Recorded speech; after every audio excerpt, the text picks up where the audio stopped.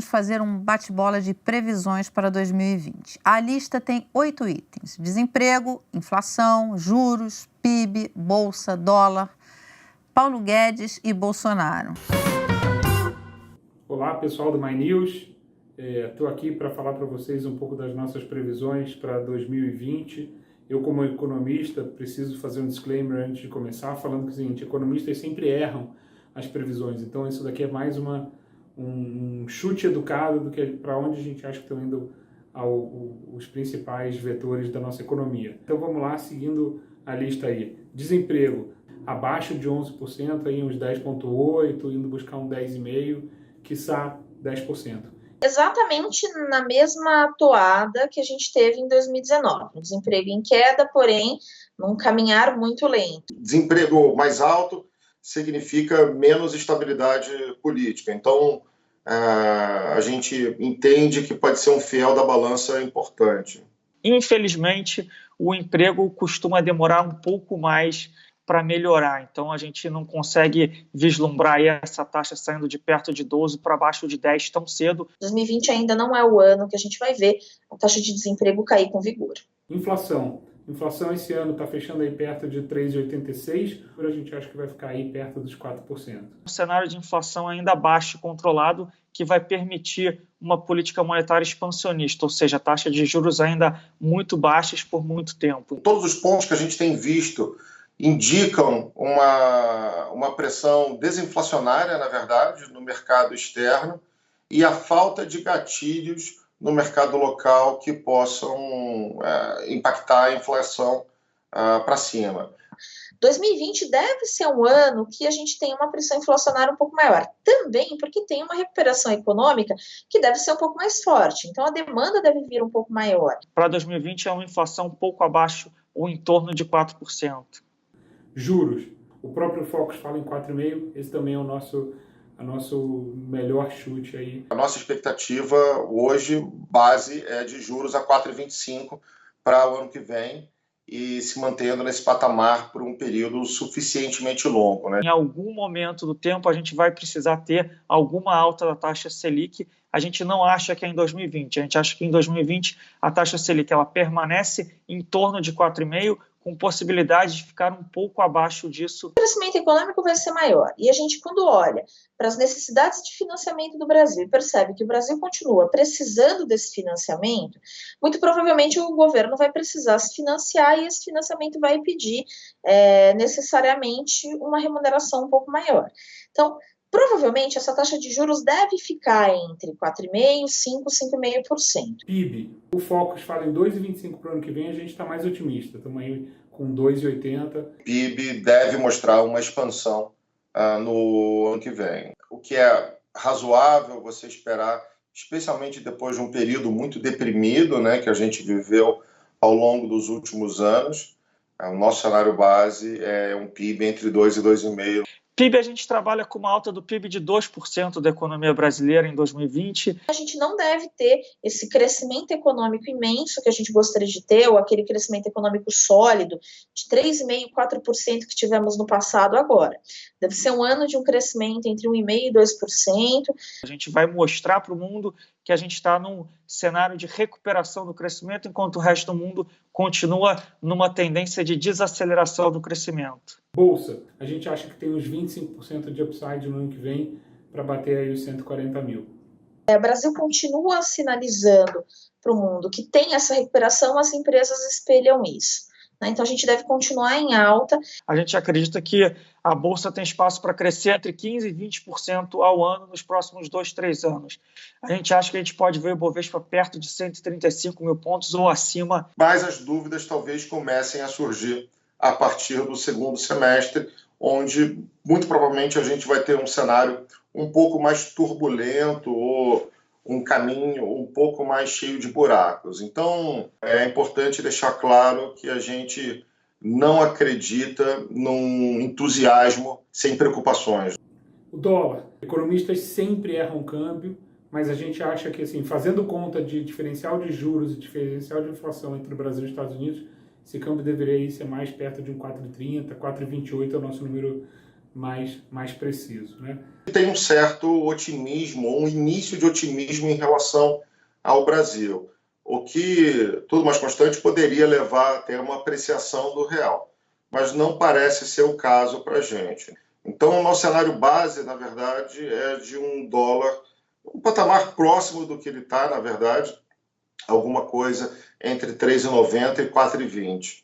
Hoje, a fotografia do cenário que a gente vê hoje, a gente não consegue ver uma tendência, seja de alta ou seja de baixa do dólar no mundo. Então, consequentemente, a gente acha que esse dólar, o câmbio aqui no Brasil, ele continua respeitando essa banda de 4 com 4,20. Existe uma incerteza natural sobre quem é o Brasil e para onde o Brasil vai daqui para frente. O ambiente externo no ano que vem também deve continuar sendo um ponto importante para deixar essa taxa de câmbio um pouco mais alta. A gente acho que deve esperar em 2020 um ano com pressões mais de alta para a taxa de câmbio do que de baixa.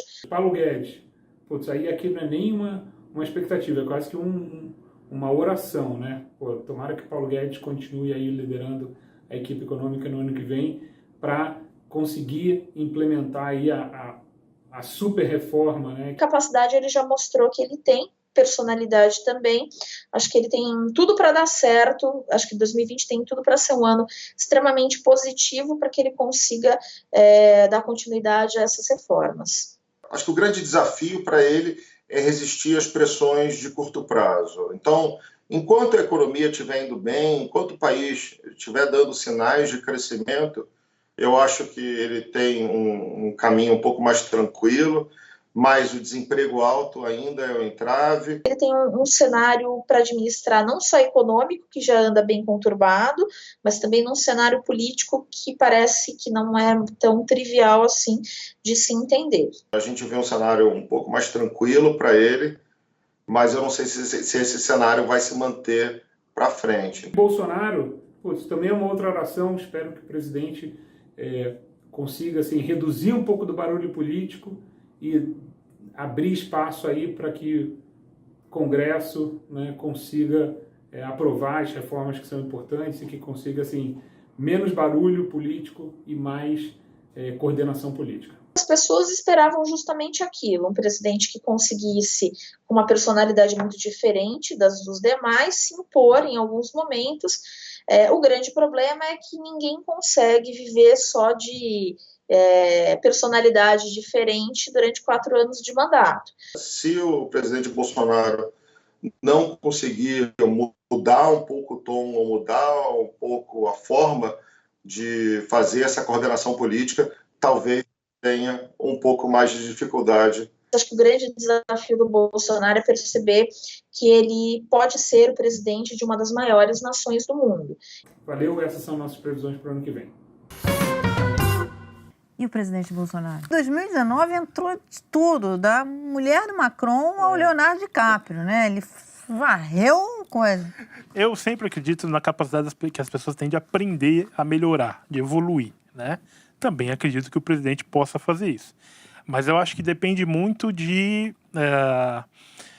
conversas. Quer dizer, as pessoas que estão próximas, principalmente na economia, como eu disse, que eu acho que tem muita coisa positiva, e as ideias são muito positivas e necessárias, é preciso conscientizar o político Jair Bolsonaro de que ele é necessário que se faça algumas concessões, é necessário que... E aí não se fala aqui de corrupção, né? Mas de articulação mesmo, e também de segurar um pouco a bronca, né? Segurar um pouco a rede social, né? A lacração. Facebook, live no Facebook, segurar um pouquinho, porque isso atrapalha o país. O Antônio Tabet, meu sócio aqui no canal, o Kibiloco, ele diz o seguinte, que tá fácil de resolver o problema do país. O cara da NET pode resolver o problema do país. É só cortar a NET da família Bolsonaro. E você, o que você acha? Você acha que o presidente vai dar uma acalmada? Olha, em relação à política, eu só espero uma coisa. Só uma coisa. Que sejam aprovadas as reformas que a gente precisa. Realmente, a única coisa que eu posso esperar é isso, porque a gente está com coisas muito urgentes para ser resolvidas e a gente não pode deixar de fazer isso, porque quem sofre é a população.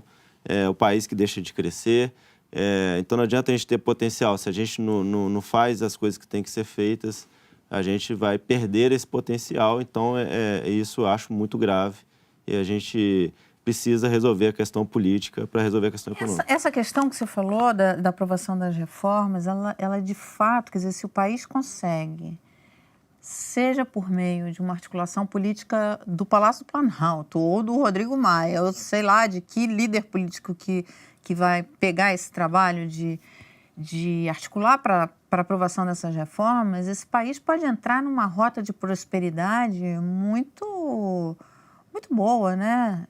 Sim, é que a gente está num cenário dual.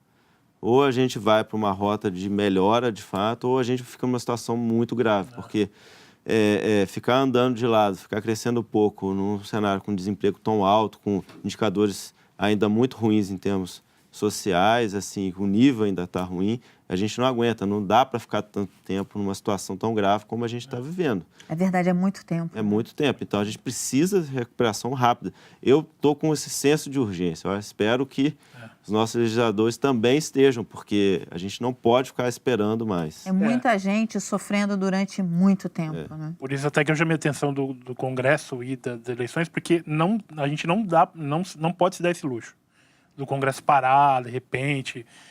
Não pode, assim, o Brasil precisa que as reformas continuem e o governo, na figura do presidente, precisa se conscientizar disso também. 2020, eu tenho fé de que vai ser um grande ano.